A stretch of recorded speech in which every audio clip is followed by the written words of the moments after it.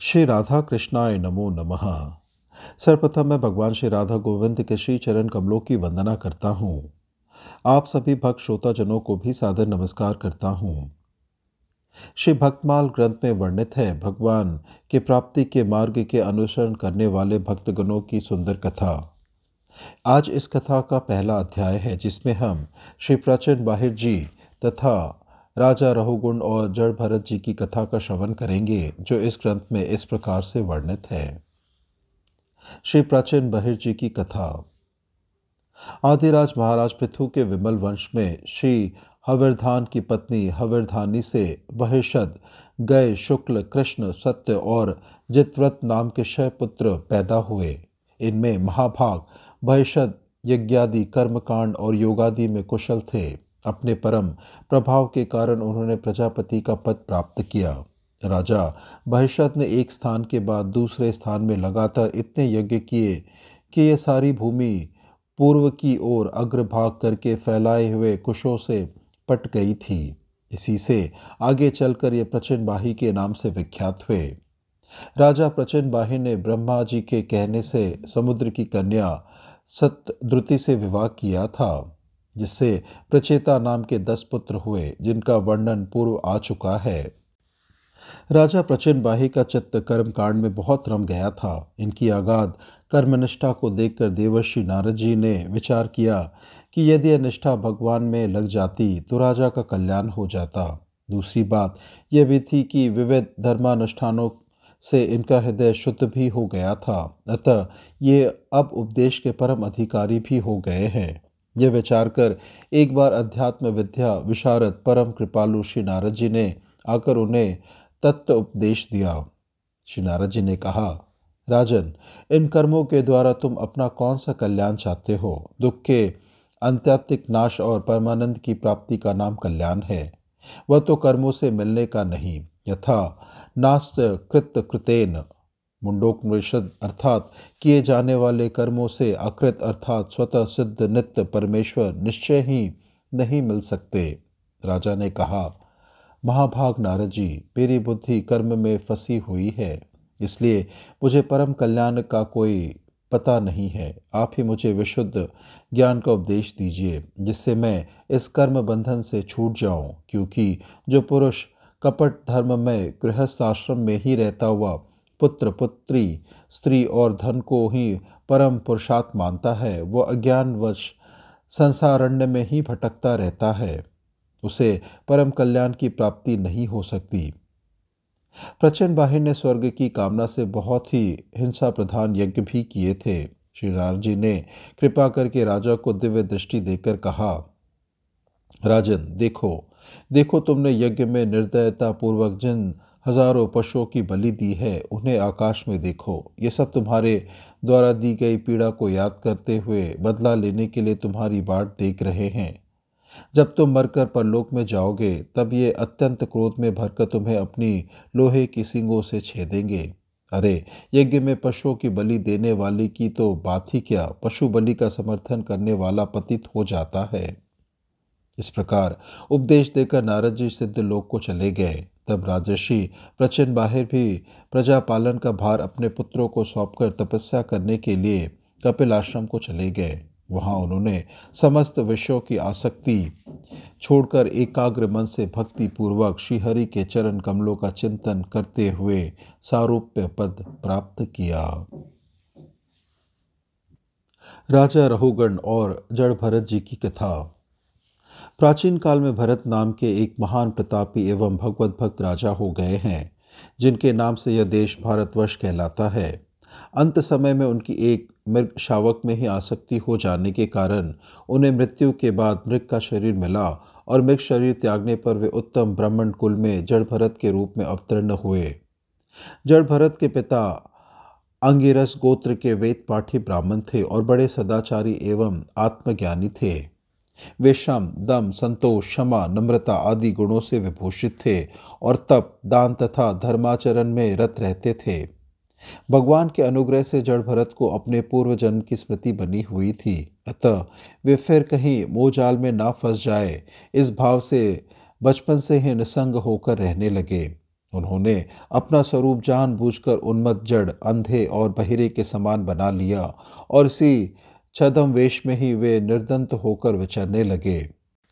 उपनयन के योग्य होने पर पिता ने उनका यज्ञोपवीत संस्कार करवाया और वे उन्हें शौचाचार की शिक्षा देने लगे, परंतु वो आत्मनिष्ठ बालक जानबूझकर पिता की शिक्षा के विपरीत ही आचरण करता।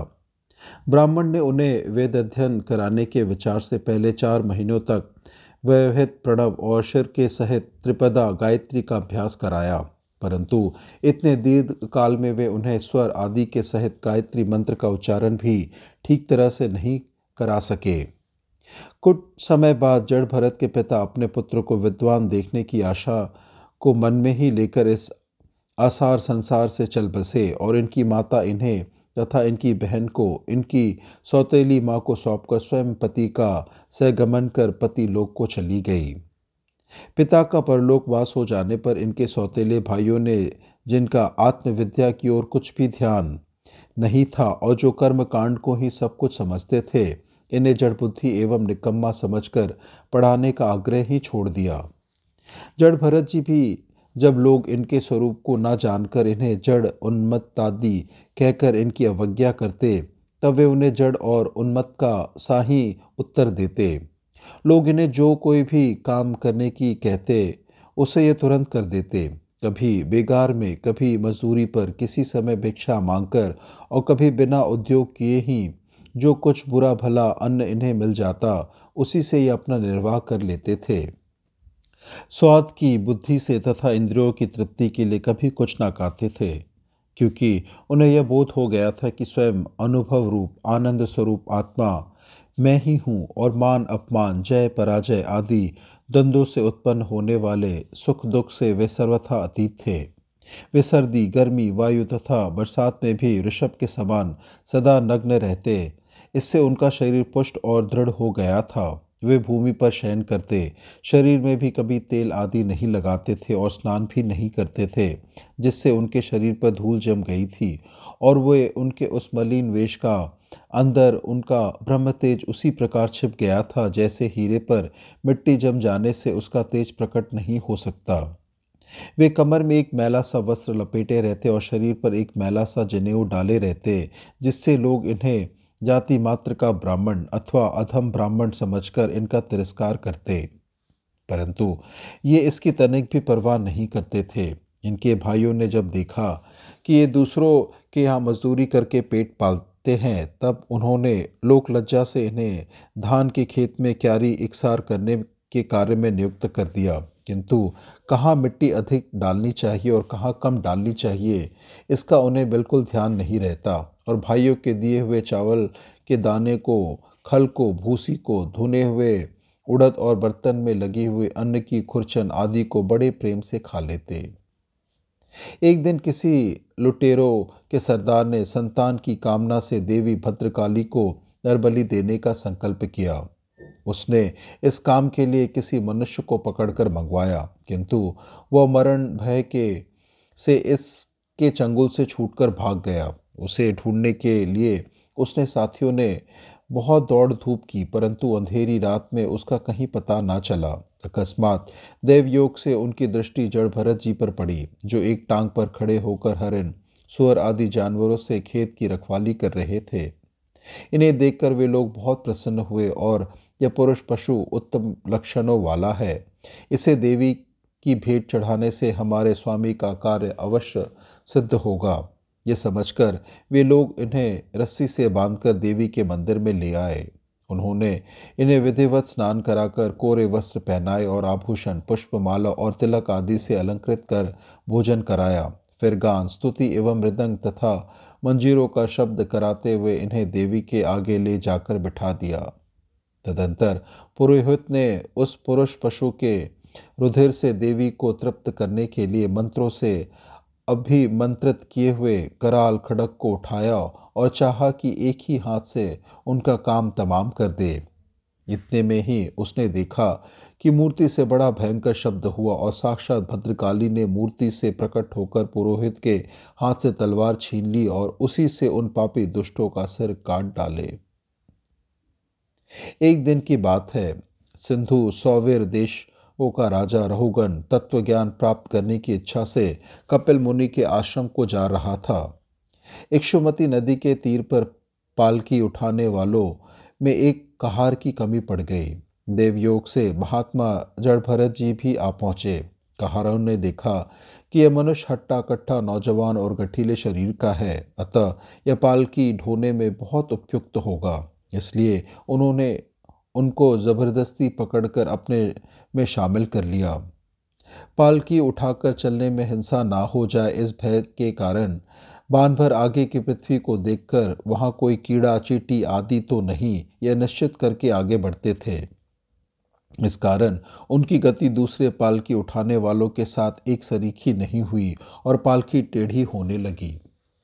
तब राजा को उन पालकी उठाने वालों पर बड़ा क्रोध आया और वह उन्हें डांटने लगा। इस पर उन्होंने कहा कि हम लोग तो ठीक चल रहे हैं, यह नया आदमी ठीक तरह से नहीं चल रहा है। ये सुनकर राजा रहुगण, यद्यपि उनका स्वभाव बहुत शांत था, क्षत्रिय स्वभाव के कारण कुछ तमतमा उठे और जड़ भरत जी के स्वरूप को ना पहचानते हुए उन्हें बुरा भला कहने लगे।